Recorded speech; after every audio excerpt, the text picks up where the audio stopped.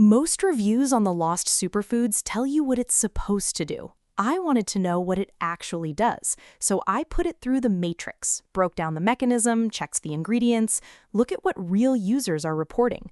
This is the review matrix. Here's what I found.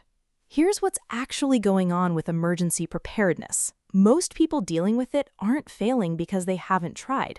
They're failing because the things they've tried only address short-term panic buying, not the real reason food security breaks down when the grid cuts out. That quiet frustration of spending hundreds on commercial freeze-dried meals, filling up bins, and still feeling totally exposed if power drops for months. That's the gap the Lost Superfoods is designed for. When I broke down how the Lost Superfoods actually works, it targets total off-grid food preservation directly, not just relying on modern electricity or expensive store-bought buckets. That's the distinction that matters. Most survival guides work at the symptom level, giving you generic recipes that require a working freezer, which is why you get plans that fail the moment power drops. This goes a layer deeper, 126 battle-tested, forgotten preservation protocols that require zero refrigeration and cost pennies to produce. More targeted, less guesswork.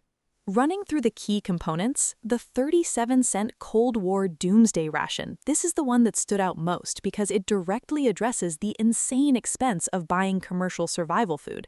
Then the 1941 British water glass egg preservation method, which I hadn't seen explained with modern safety ratios in this category before, and the exact macronutrient breakdown tables for every single entry. Easy to overlook, but it's what makes your pantry planning actually balance carbs, fats, and proteins, instead of blindly stocking empty calories.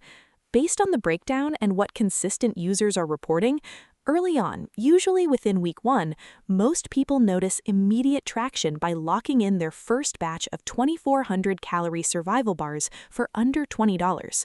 That tends to build into a reliable, low-cost weekly stockpiling habit with consistency. And longer-term, total quiet confidence knowing your pantry has months of calorie-dense, shelf-stable meals that won't spoil if the grid goes black. Not a straight line, but a clear direction. That's what the pattern shows.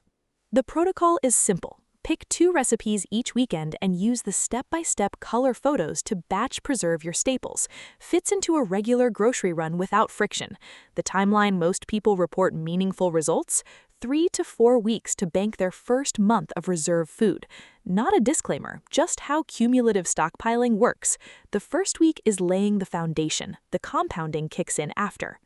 One variable I always factor in: refund policy. The Lost Superfoods comes with a 60-day money-back guarantee. I treat that as a confidence metric. Companies don't offer real 60-day return windows on products they know underdeliver.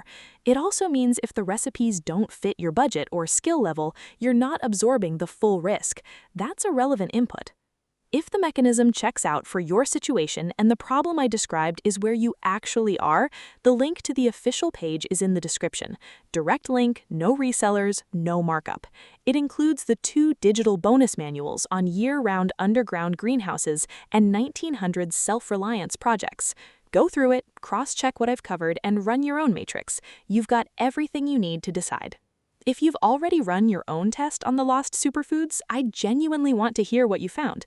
Drop it in the comments. The more data points, the clearer the picture gets for everyone.